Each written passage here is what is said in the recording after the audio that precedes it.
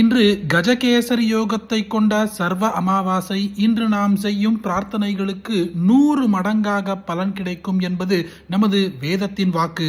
அப்படியாக இன்றைய நாளில் இந்த ஸ்ரீராமபிரானின் ஸ்தோத்திரத்தை நீங்கள் ஒரு முறை கேட்டால் வாங்கிய கடன்கள் அனைத்தும் தீரும்.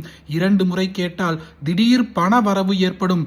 3 முறை கேட்டுவிட்டால் கோடீஸ்வர யோகம் கிடைக்கும் என்பது இந்த ஸ்தோத்திரத்தின் பலஸ்ருதி. ஓம் மங்களம் கௌசலேந்திர महनीय गुणात्मने चक्रवर्ती तनूजाय सार्वभौमाय मंगलम वेद वेदांत वेद्याय मेघश्यामलमूर्तये पुंसां मोहन रूपाय पुण्यश्लोकाय मंगलम विश्वामित्रांतरंगाय मिथिलानगरीपते भाग्यानां परिभागाय भव्यरूपाय मंगलम पितृभक्ताय सततं भातृभिः सह सीतया नन्दिताखिललोकाय रामभद्राय मङ्गलं त्यक्तसाकेतवासाय चित्रकूटविहारिणे सेव्याय सर्वयमिनां धीरोदात्ताय मङ्गलं सौमित्रिणा च जानक्य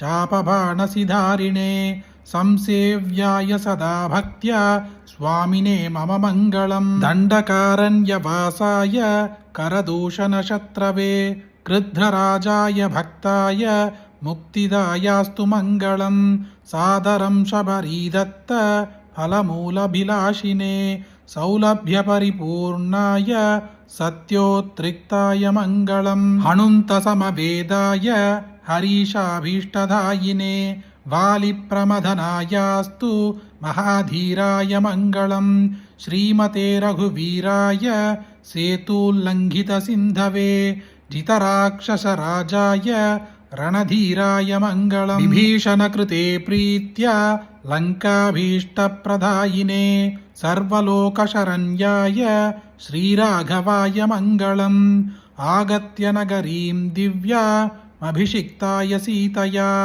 राजाधिराजराजाय रामभद्राय मंगलम ब्रह्मादिदेवसेव्याय ब्रह्मण्याय महात्मने जानकी प्राणनाथाय रघुनाथाय मंगलम श्रीसौम्यजामातृमुनेः कृपया स्मानुपेयुषे महते मम नाथाय रघुनाथाय मंगलम मंगलाशासनपरैर्मथाचार्य पुरोगमैः सर्वैश्च पूर्वैराचार्यैः सत्कृतायास्तु मंगलम रम्यजामातृमुनिना मंगलाशासनं कृतं त्रैलोक्याधिपति श्रीमान् கரோது மங்களம் சதா.